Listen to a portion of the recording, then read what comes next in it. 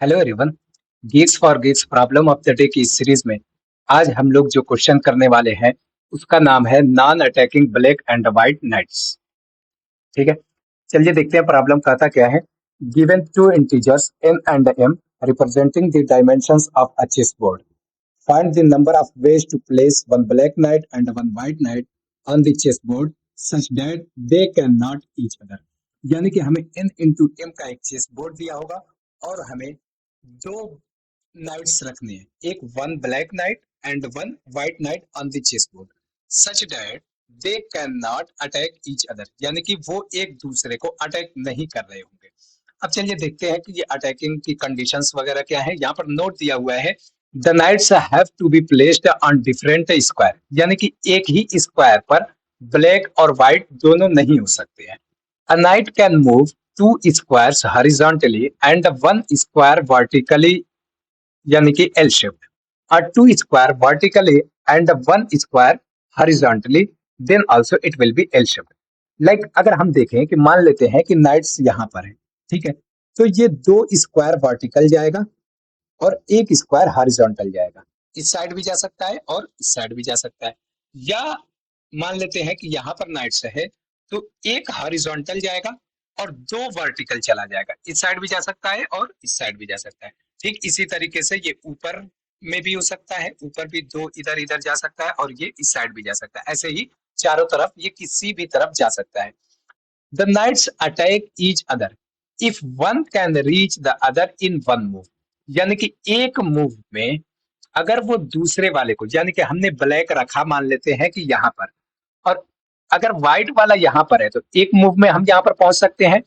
तो इसका मतलब है कि ये अटैक कर दिया।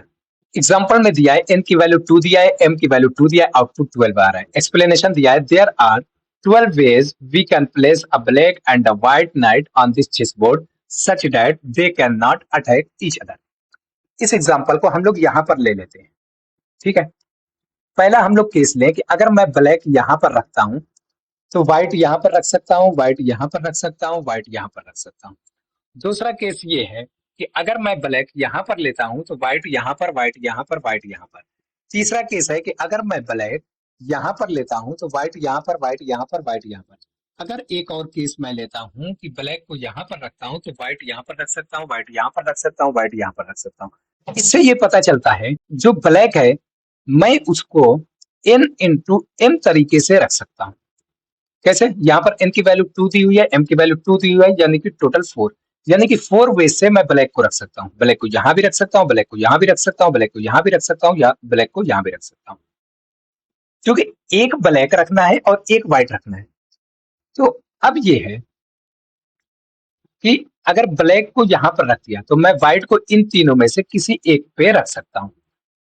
तो यूं अगर मैं कहूं कि व्हाइट रखने का तरीका जो हो जाएगा, व्हाइट रखने के नंबर ऑफ वेज हो जाएंगे वो होंगे n into m minus one, यानी कि क्या हो जाएगा 4 इंटू थ्री इक्वल टू 12, यानी कि टोटल नंबर ऑफ वेज जो है, टोटल नंबर ऑफ वेज से हम लोग यहाँ पर ब्लैक और व्हाइट को रख सकते हैं कि वो एक दूसरे को अटैक नहीं करेंगे। यहाँ पर अटैक इसलिए नहीं करेंगे कि एक मूव में वो one horizontal and two vertical जाएगा और वहां पर अगर ब्लैक या व्हाइट कुछ मिलता है तो ही वो अटैक कर सकता है, अदरवाइज वो अटैक नहीं कर सकता है। यानी कि वन स्टेप में अगर व्हाइट है तो वो अटैक नहीं कर सकता है। चलिए अब दूसरा एग्जांपल देते हैं, देखते हैं।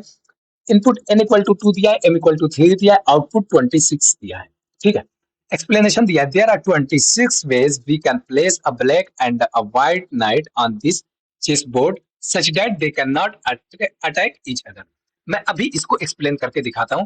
जब तक यहाँ पर कांस्टेंट देख लें कि n इंटू एम की जो वैल्यू है वो 1 से लेकर 45,000 तक है, और टाइम कॉम्प्लेक्सिटी और स्पेस कॉम्प्लेक्सिटी अगर हम लोग देखें तो टाइम कॉम्प्लेक्सिटी है order of n into m दिया है और स्पेस कॉम्प्लेक्सिटी ऑर्डर ऑफ 1 दिया है। तो चलिए समझते हैं जो दूसरा एग्जांपल दिया है। ठीक है, दूसरे एग्जांपल को अगर हम लें तो सबसे पहली चीज हम लोग समझ सकते हैं कि कोई भी अगर हम ब्लैक को पहले रखना चाहें तो उसको n इंटू एम वेज से हम लोग रख सकते हैं, यानी कि टोटल वेज अभी ब्लैक के लिए क्या हो जाएगा 2 इंटू थ्री, यानी कि 6 वेज जो है वो ब्लैक के लिए हो गए। अब हम लोग व्हाइट के लिए अगर देखें तो व्हाइट के लिए हम लोग देखें तो 2 इंटू थ्री माइनस वन, यानी कि 5 वेज से हम लोग व्हाइट को रख सकते हैं। अगर हम देखें टोटल कितने वेज हुए हम ब्लैक और व्हाइट को एक साथ रखने के, तो 6 into 5 यानी कि 30 वेज ऐसे हैं कि हम लोग ब्लैक और व्हाइट को रख सकते हैं। अब हम लोग वो कंडीशन रिमूव करेंगे जिसमें ब्लैक और व्हाइट एक दूसरे को अटैक कर सकते हैं। ठीक है, मान लेते हैं कि अगर हम ब्लैक को यहां पर रखते हैं तो और व्हाइट को यहां पर रखते हैं तो ये अटैक कर सकता है।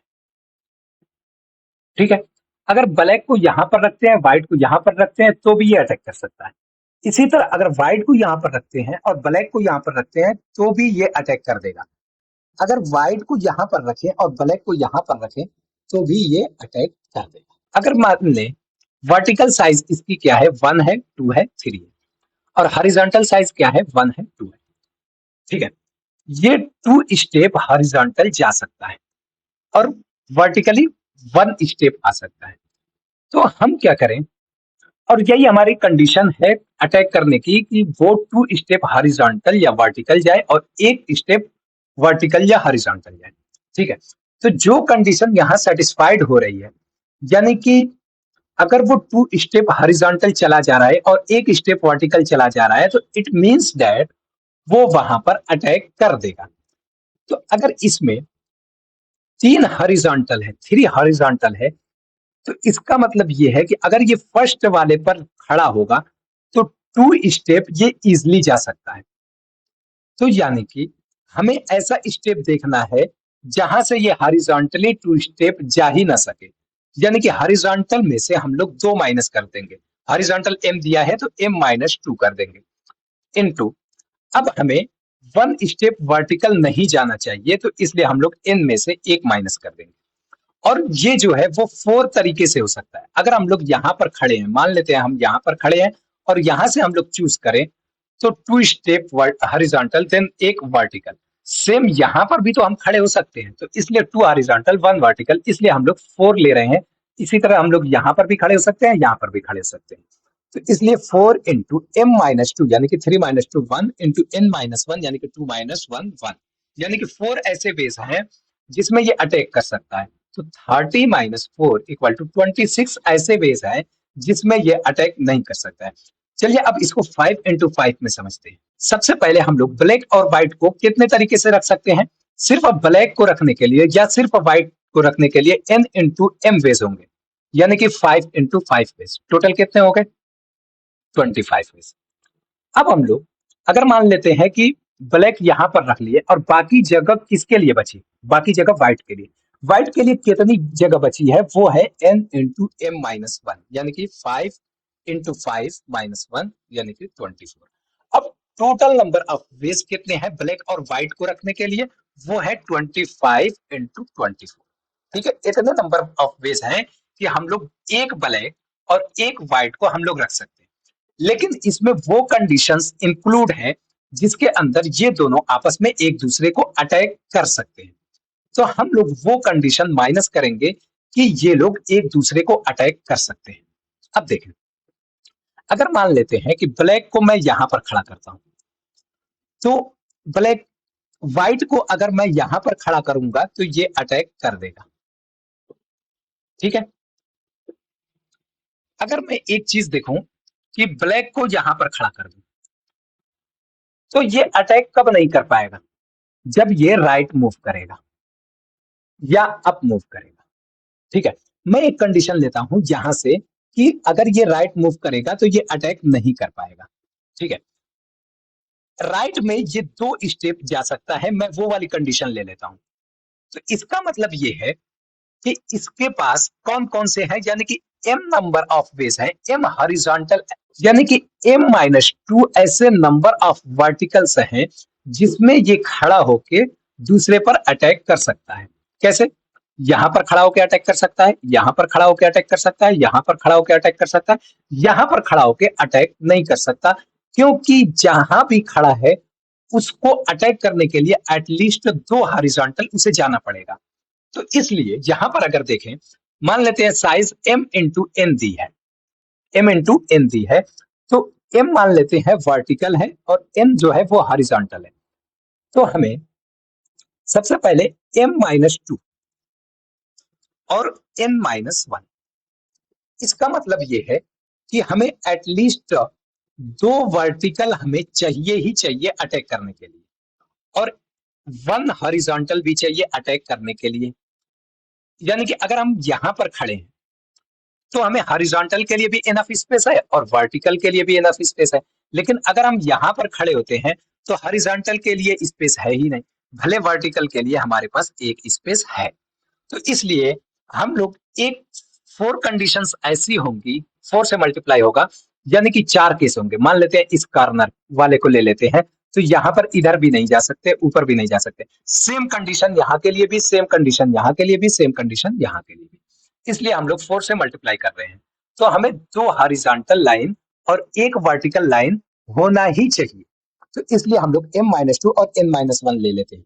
अब सेम चीज ये मैंने वर्टिकल और हॉरिजॉन्टल के लिए दिया।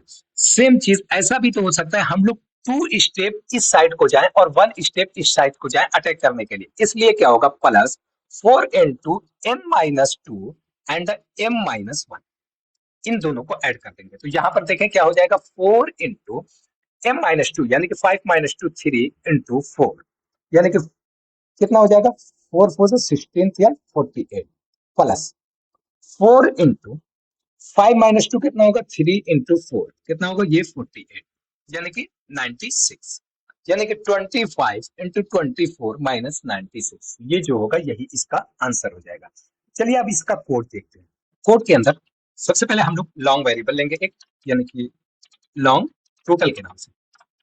लॉन्ग टोटल इक्वल टू हो जाएगा, क्या था, n into m into bracket के अंदर n into m -1, ये हो गया टोटल। देन अब अटैकिंग कंडीशन लिखेंगे, long attack equal to 4 into m-2 into n-1, then plus 4 into n-2 into m-1। ठीक है, रिटर्न क्या कर देंगे, रिटर्न टोटल माइनस अटैक। ठीक है, चलिए रन करके देखते हैं। हाँ, यहाँ पर हमने चूंकि इन दोनों वेरिएबल को लॉन्ग किया है और रिटर्न टाइप जो है वो इंट है, तो इसलिए इसको भी इंट में चेंज करना पड़ेगा। और जावा के अंदर किस तरीके से करते हैं वो तो आपको मालूम ही है कि इससे पहले सिर्फ इंट लगा देंगे। चलिए रन करके देखते हैं, और ये सक्सेसफुली रन हो चुका है। चलिए सबमिट करके देखते हैं, और ये सबमिट भी हो चुका है। मिलते हैं कल के वीडियो में एक और नए क्वेश्चन के साथ।